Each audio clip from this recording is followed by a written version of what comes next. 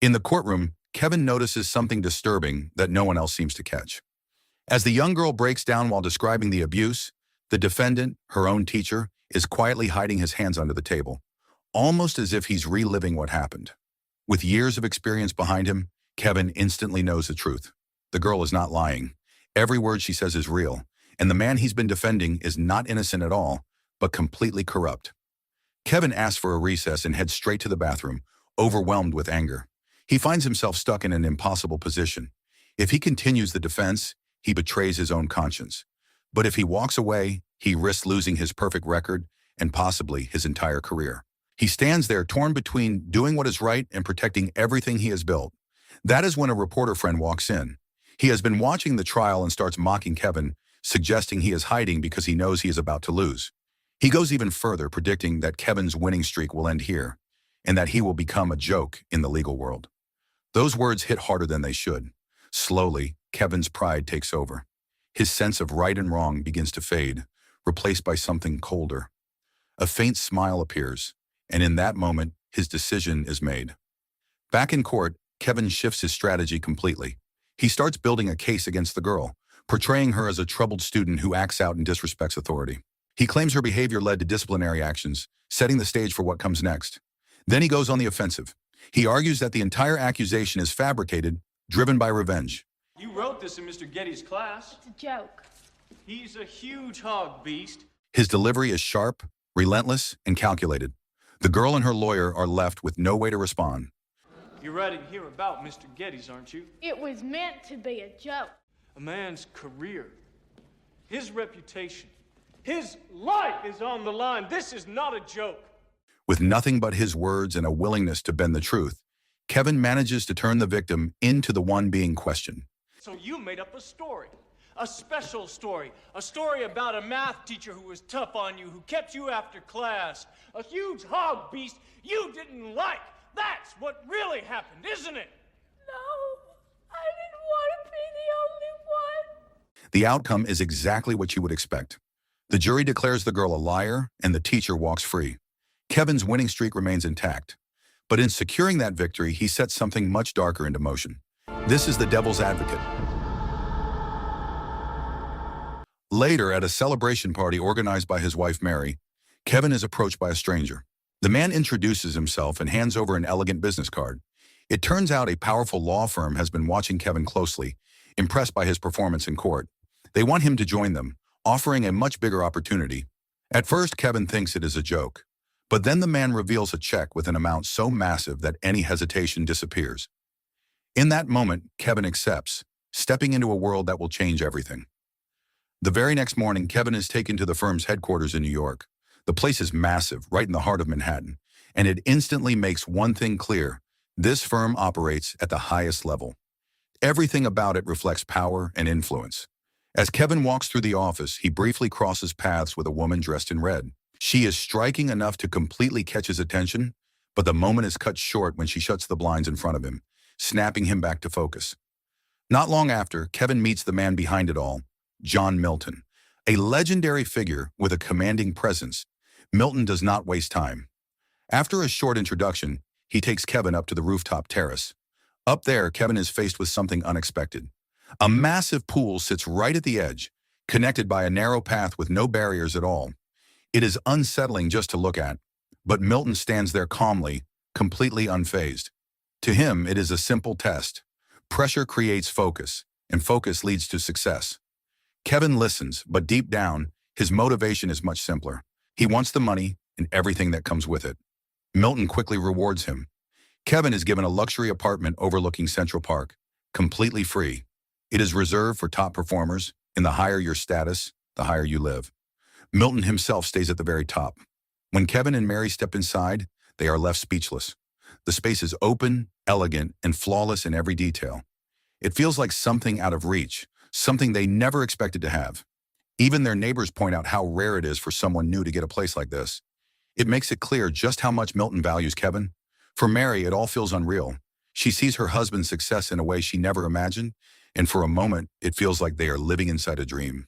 To officially welcome him, Milton gathers the senior partners and gives Kevin a top-floor office. Soon after, Kevin is handed his first case. It seems simple at first, A man has been charged after slaughtering a goat in his basement, violating public health laws. The evidence is clear, and there is almost no chance of winning. But Kevin understands what this really is. It is a test. So he dives in completely, spending weeks working nonstop, determined to prove himself. At the same time, Mary pours her energy into their new home, excited to build a life in this new world. At first, life in New York seems perfect, but as the days pass, Mary slowly starts to change.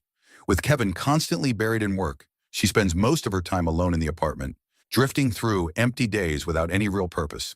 Little by little, the excitement fades, replaced by frustration and loneliness. Meanwhile, Kevin becomes fully consumed by his first case at the firm. After weeks of nonstop work, he finally finds a weakness in the prosecution's argument. In court, he passionately defends his client by arguing that the goat slaughter was not a criminal act, but part of a religious ritual. The strategy works perfectly. Kevin wins the case with ease, proving himself to everyone at the firm. Milton is thrilled by the victory and throws an extravagant black tie gala to celebrate. For Mary, the event is overwhelming. She has never been part of a world this glamorous before, and the pressure makes her nervous. Before they even arrive, she repeatedly asks Kevin not to leave her alone during the party. But the moment they walk in, Kevin completely forgets that promise. Out on the balcony, he runs into Christabella, the mysterious woman in red he noticed earlier at the office. Once again, she instantly captures his attention. There is something almost hypnotic about her. She is confident, seductive, and effortlessly provocative. Every conversation with her feels dangerous in a way Kevin cannot resist. The more time he spends around her, the more he seems to lose himself. Just as the two become deeply engaged in conversation, Milton suddenly interrupts them. But he is not there to scold Kevin. A major crisis has just erupted at the firm. One of their most important clients, Alexander Cullen, has been indicted for a brutal triple murder involving his wife, stepson, and housekeeper. The case has already exploded across the media and become one of the biggest stories in the city. Milton wants Kevin to take the case. Not everyone agrees with that decision. Bob Brooks, the firm's managing director, strongly objects. He believes Kevin is rising too quickly and sees him as a threat to his own position. Bob pushes hard for the case to go to a more experienced attorney. But Milton refuses to change his mind. He fully believes in Kevin's talent, and despite the enormous pressure surrounding the case, he insists that Kevin lead the defense himself. When they return home that night, the tension finally breaks. Mary is deeply hurt and furious after being left alone at the gala. Kevin tries to explain, but she refuses to listen. The argument quickly escalates, and for the first time, the cracks in their marriage become impossible to ignore. But Kevin pushes it aside. His focus is locked on the Cullen case.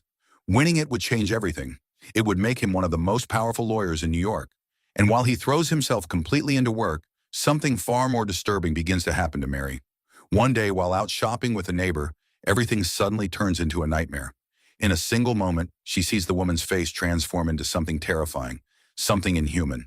The shock sends her running in panic, and even after she makes it back home, she cannot calm down. She is shaking, pale, completely overwhelmed. When she tells Kevin what happened, she is convinced something is wrong, not just with the building, but with the city itself. But Kevin dismisses it immediately. To him, it is just stress, just the result of her struggling to adjust to a new life. They had only recently moved to New York for Kevin's promotion, stepping into a world of luxury and opportunity. But from the moment they arrived, it feels like something unseen has taken hold of Mary. Her condition continues to deteriorate, little by little, day after day. Eventually, her frustration explodes. The life she thought would bring happiness now feels like a trap. To her, everything starts to feel like a test, something unnatural and overwhelming. Trying to help, Kevin brings his mother from their hometown to stay with them. But the moment she arrives and crosses paths with Milton, something feels off. Her reaction is uneasy, almost fearful, as if she senses something she cannot explain. By the next morning, she is already packing to leave. She insists she cannot stay in the city and even begs to take Mary with her. Kevin is confused and frustrated, convinced that this is their home now and that there is nothing to worry about. After his mother leaves, Kevin becomes even more determined to succeed. He dives deeper into the Cullen case, working nonstop and shutting everything else out. Meanwhile, Mary is left alone, without support, without comfort. Her mind begins to collapse under the weight of it all. The nightmares become constant.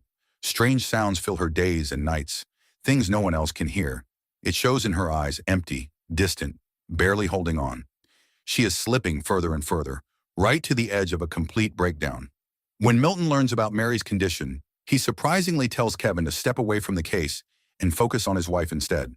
For a brief moment, it almost sounds like genuine concern, but Kevin does not even consider it. In his mind, reputation is everything, and he refuses to let go of the biggest opportunity of his career. The reason he is so determined to stay on the case is because he believes he already has the perfect path to victory. The day before, Cullen revealed a secret he had hidden from everyone else. He claimed he had been having an affair with his assistant for years, and on the night of the murders, the two of them were together the entire time. To Kevin, it sounds like the perfect alibi. If the assistant testifies, the case is over. Wanting to make sure nothing goes wrong, Kevin carefully tests her story before the trial, questioning her the same way a prosecutor would. But during the rehearsal, he suddenly notices something alarming. For someone who supposedly had an intimate relationship with Cullen for years, she cannot describe even the smallest personal detail about him. That is when Kevin realizes the truth. The entire story is fake. Cullen clearly paid the assistant to lie under oath and provide a false alibi. Once again, Kevin finds himself trapped between conscience and ambition, just like during the molestation trial back home. Furious, he storms into Milton's office and tells him everything, expecting outrage or at least concern. Instead, Milton reacts with complete calmness. To him, losing a case is not the end of the world. Any lawyer can lose, but that response only reveals how deeply Kevin is already trapped. Milton understands him perfectly. Kevin is too addicted to winning, too consumed by ambition and success to walk away now.